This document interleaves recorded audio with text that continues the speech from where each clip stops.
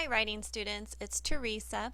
I wanted to just check in with you and give you a bit of a recap from week 1 and look forward with you to week 2.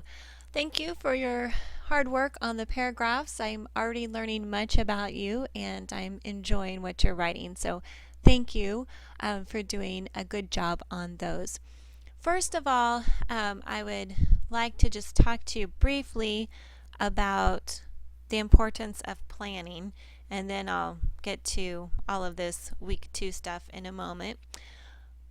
Um, the importance of planning. I want you to visualize a pile of lumber, and I want you to think about setting out to build a house. I don't know of any contractors who just take a pile of lumber and they just start nailing things together and they'll say, oh, we'll just see what comes up. We'll just see what happens. I'll just put a bunch of stuff together and hope it turns out. I hope it looks great. No, a contractor always has a very specific set of plans. He knows what to do first, he knows what to do next, and he knows how to put the finishing touches on the house. So writing is much like that. If we have a clear plan, if we know where we're going, then we can carefully construct our essay, and the end result will be beautiful. We'll know how to do the beginning, we'll know the next steps, and we'll know how to put the finishing touches on it.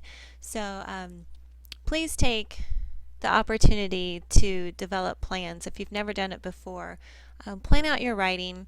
It'll probably save you some time. And it can just be a simple plan. What I'm going to say in my first paragraph, my main points, what I'm going to say in my next paragraph.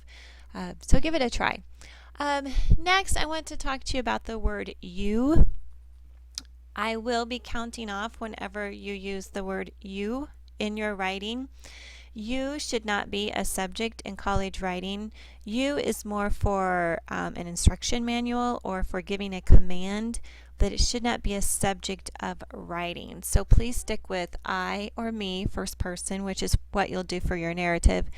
And then later on we'll be using third person, and you can research a bit about that if you want before we get to it.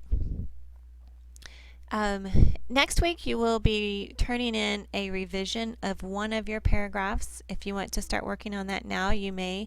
With each essay, the first three writing assignments, you will be required to submit revisions from my notes on that. It's a great opportunity to raise your grade. And then also it gives us the time to learn from our mistakes. Okay, on here you'll see here's a video recap of the test. I hope that you look at it. And this resource here, Bedford St. Martin's, is very helpful.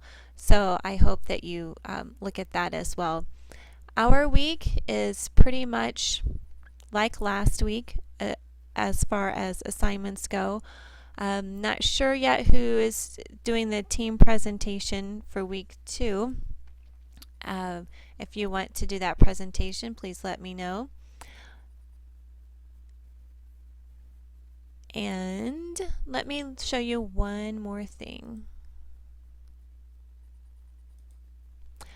A writer's reference. As you turn in your assignments, I will be giving you the comments as I grade them.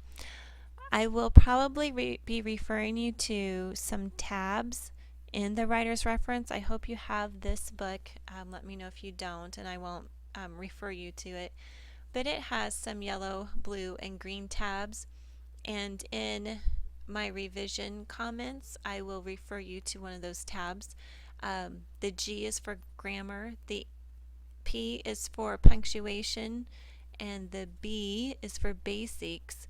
So if you have any of those, if you have a P, G, or B marked on your paper, that's what it refers to. And there's also an S for sentence style.